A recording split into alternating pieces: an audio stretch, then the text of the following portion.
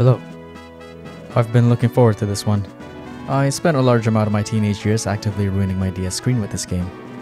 And much to my embarrassment, this game actually prompted me to send a question to the North American Pokémon website saying, "When is the next Pokémon Ranger game coming out? I need to know what happens between Lunac and Solana." The cringe started pretty early, man. So, Pokémon Ranger, a fun spin-off game from the Pokémon series where we could play as either Lunac or Solana, taking up a position as a Pokémon Ranger, much like what the title says. What does a Pokémon Ranger do, you ask? Well, they are pretty much in charge of solving ecological issues, defeating criminals that use Pokémon to commit crimes, and arresting Pokémon poachers. According to this Bulbapedia page, they act as a sort of cross between a police officer and park ranger. True to that statement, we'll see our player character do all of those in the first installment of the series. Unlike many of the other side games and spin-offs, Pokémon actually introduced the concept of rangers and the capture stylers in the anime, making them a very canon existence in the Pokémon lore. It's quite nice to see the episodes with the rangers in the anime and movies, seeing how stylers work outside of the game. And as I mentioned earlier, how does this game pose a threat to your DS screens? Well, to capture a Pokémon using the capture styler, we must draw loops repeatedly over the Pokémon. The amounts of loops vary, ranging from a measly single loop to somewhere over 30. We'll see more of this as we go through the game. This was originally intended to be a 100 hours video, but this game just does not have enough content.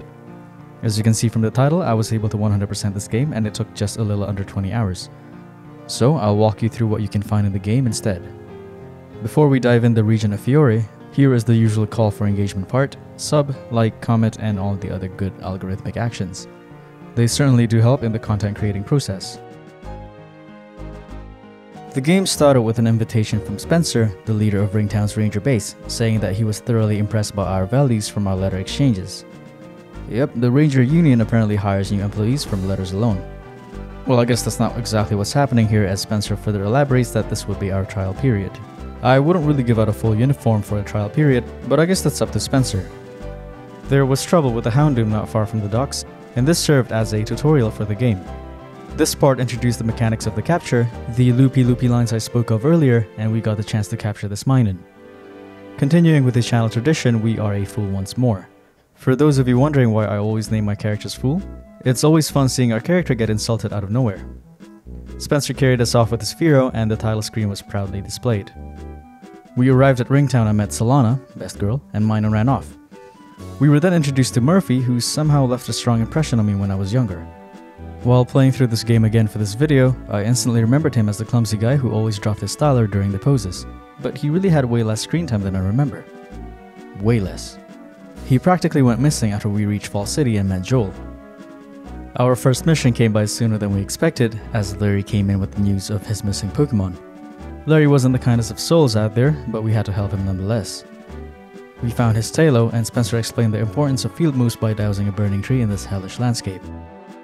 Upon completing the mission, Larry's Taillow got into a scuffle with the previously met Minun, and it became our partner upon calming everyone down. And that practically concludes all the necessary tutorials. Another mission fell upon our young and capable hands as we took on the responsibility of escorting this old man.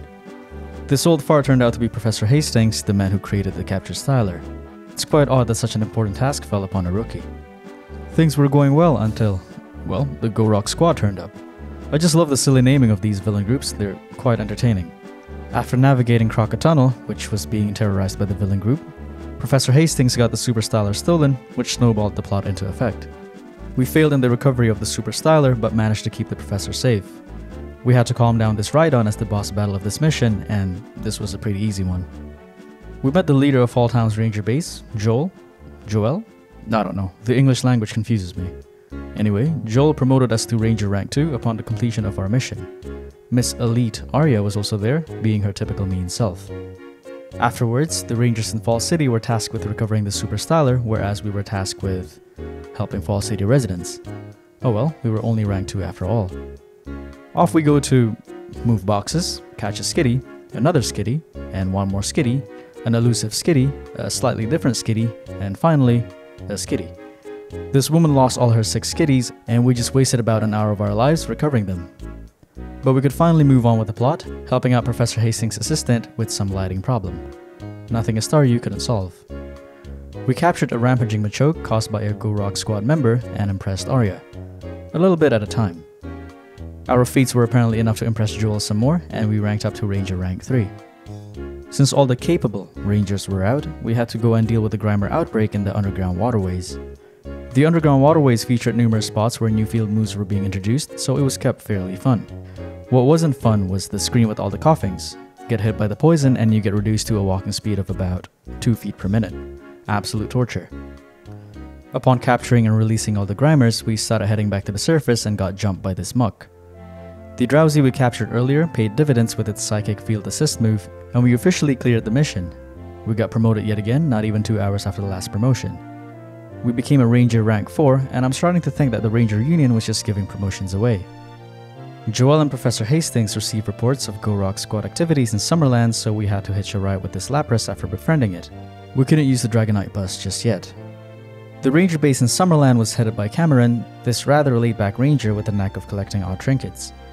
Not long after arriving at the base, Percy, a Ranger from the Summerland base, came in and revealed that his Politoed had been taken away from him by a Go Rock Squad member. It seemed like the squad member was using a modified styler based on the super styler that was stolen, so it was up to us to recover the stolen Politoed. It was in Summerland's Olive Jungle that we first met the executives of the Go Rock Squad, the Go Rock Quads. They're a gang of musicians turned villains, and we really had to sit through their introduction skit every time. It seemed like they showed up purely for self-introductions and left soon after. We went through Olive Jungle, navigating the harsh environments. We chased the Go Rock member that stole the Politoed up until the Jungle Relic, and successfully reclaimed the Pokémon. Percy reunited with his partner, and upon arriving back at the Summerland Ranger base, we were promoted again to Ranger rank 5. All of these promotions before reaching the 3rd hour of the game. What a prodigal Ranger we are. And like clockwork, there was another crisis that required our attendance, so back to Fall City we went. Spencer was there as well, and we discussed the atrocities of the Go Rock Squad. By modifying the Super Styler, they were able to gain control of many Pokémon in the Fury region, making them a very dangerous threat. We were assigned a mission to clear out Crockett Tunnel of the debris that was caused during our escort mission, so off we go to do just that. We ran into the Quads again, though they left once more without saying anything memorable. We were finally subjected to our first major boss fight, a battle with Tiffany. I say major boss fight, but it was really only one Camerupt. We enlisted the help of a previously caught Poliwag, Poliwhirl, and Hariyama, and captured the Fire Camel just fine. It was revealed during a dialogue that the Go Rock Squad was on the active lookout for a legendary Pokémon. We were finally able to go back to Ringtown, earning yet another promotion. A Ranger rank 6 was then born. I took the time to participate in the Kisara Plains Capture Challenge just because, and beat the record instantly. The previous record holder, Spencer, wasn't that special after all. An old man was reported to be lost deep in Lila Forest, so off we go to investigate with Solana. Solana could only accompany us halfway, and we had to spend some less than quality time with this bossy old fart. There was this Murkrow who took delight in mocking him, and you know what? I'm on this Murkrow's side. Fully. We escorted him out of the deep forest, and hey, Murph is back. Back at the Ringtown base, we achieved another promotion. Rank 7 was ours. I suppose I should mention that with each rank up we get new power-ups, such as mining getting stronger, more friends that we could capture, and more field assist types. Cameron texted us and beckoned us to Summerland, and this was the moment we could use the Dragonite bus. We had to capture the pseudo-legendary first, though it was a lot easier than I remember. I think younger me had a lot of trouble capturing this Dragonite. We got some sort of junk submersible part from Cameron, and accompanied Solana to have a bit of fun at the Jungle Relic. Our partner Pokemon took the chance to have some fun and absolutely trampled this poor Snorlax. Big man just wanted to sleep. After making our way to the Jungle Relic and unlocking the secret entrance, we participated in the Jungle Trials with Solana.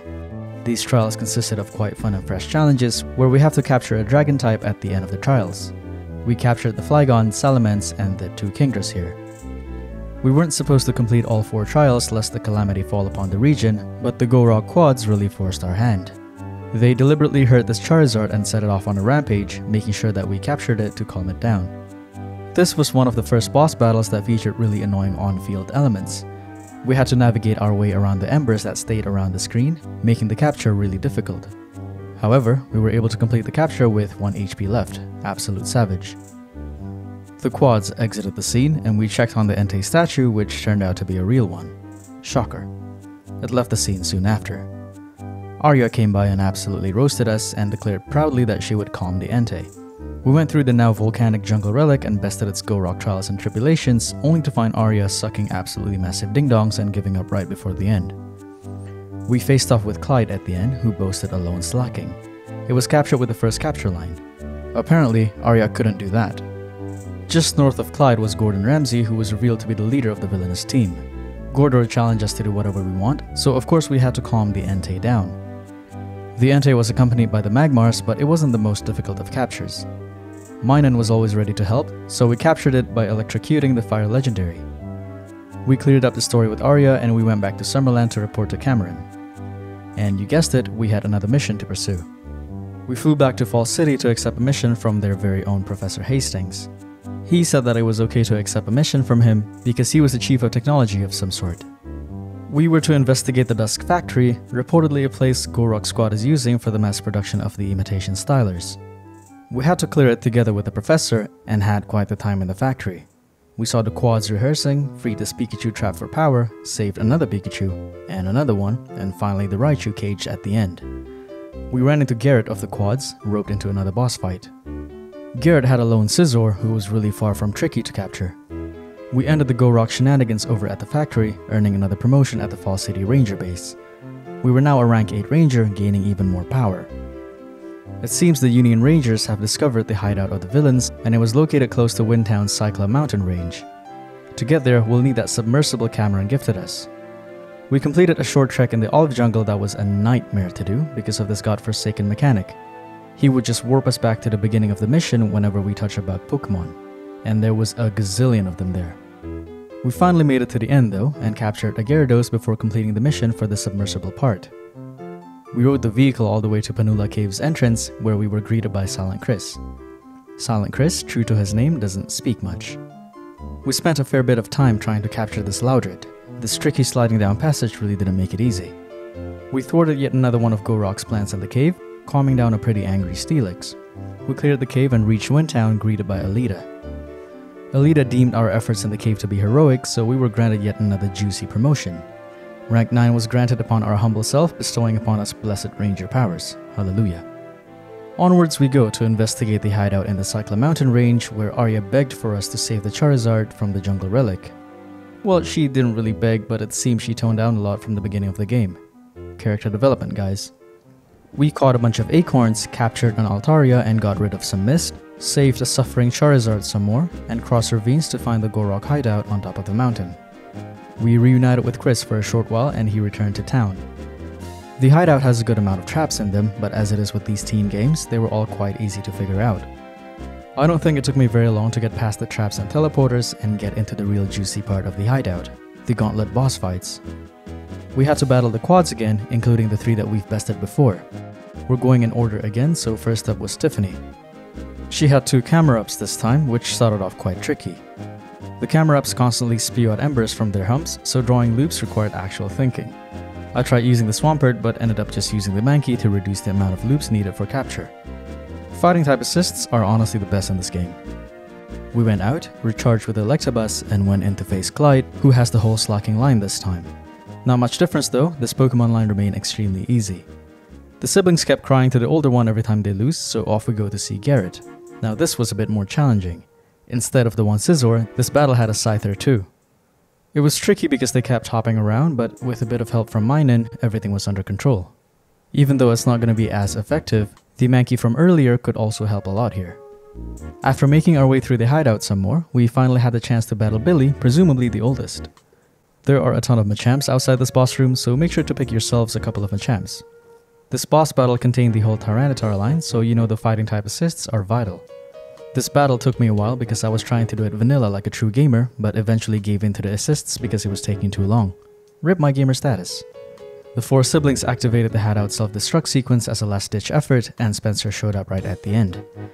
They revealed that Gordor is at the Fury Temple, and Spencer instructed us to escape while he recovers the Styler and the Pokemon left at the hideout.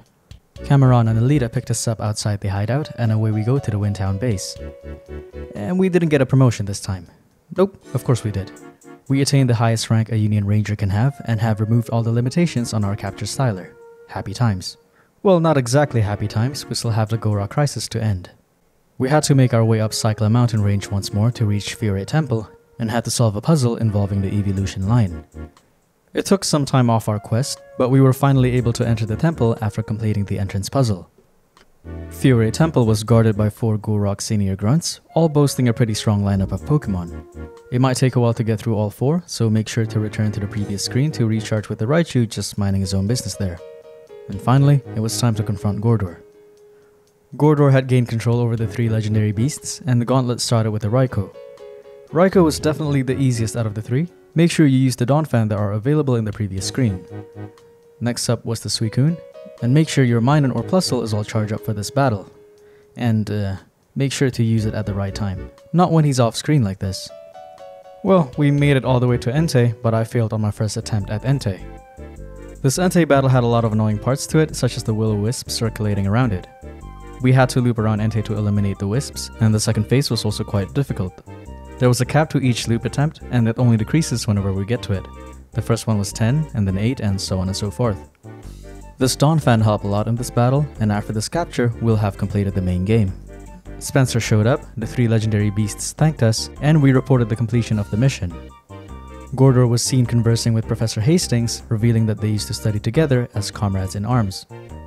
Upon exiting the temple, we were greeted by the citizens of Fiore, all thanking us for our work saving the region. Now this feels like an actual celebration. I think the only mainline game that celebrated our success was Pokémon X and Y. Hey, it's Smurf. So, Pokémon Ranger postgame. Ultimately, it all came down to one thing, completing the browser, this game's Pokédex equivalent. To do that, we have to complete all the postgame missions first. Spencer told us that we'd be able to take Pokémon out of their natural environments, meaning we can blast through obstacles we couldn't before. The first post-game mission for us was to investigate the abnormalities occurring around Saffron Sea. Joel commissioned Arya to investigate with us, and we ended up facing off against this Kyogre alone. I really didn't skip much of the story here. We just dove down and found this Kyogre here, and marked it as the cause of the abnormalities. Next up was Summerland, where we had to save Solana, who was investigating the jungle relic all on her own. It's worth noting that with our return trips to previously visited areas, we were able to access new screens and locations containing Pokémon we haven't captured before. What lied at the end of the jungle relic this time was Groudon, all bruised up from his fight with Kyogre. We captured this bad boy real nice, and any sane Pokémon fan should know what's coming next. Alita had been noting some natural disasters near Windtown, pinpointing it down to Fiore Temple. So, up the trails we go again. The door puzzle is back, but this time it's the Gardevoir line. After placing each Pokémon like a dolled up prize, we were able to gain access to the temple once more, finding the remnants of Gorok Squad wanting to rebuild the team. They never learn. At the top was Rayquaza, who was pretty angry after Gorok Squad failed to capture it.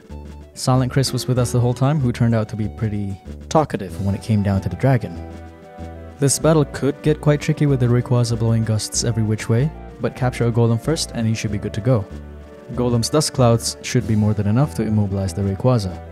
The legendary dragon hopped out of frame, and we completed all the post-game story missions. By this point, I think we're only about 10 hours into the game.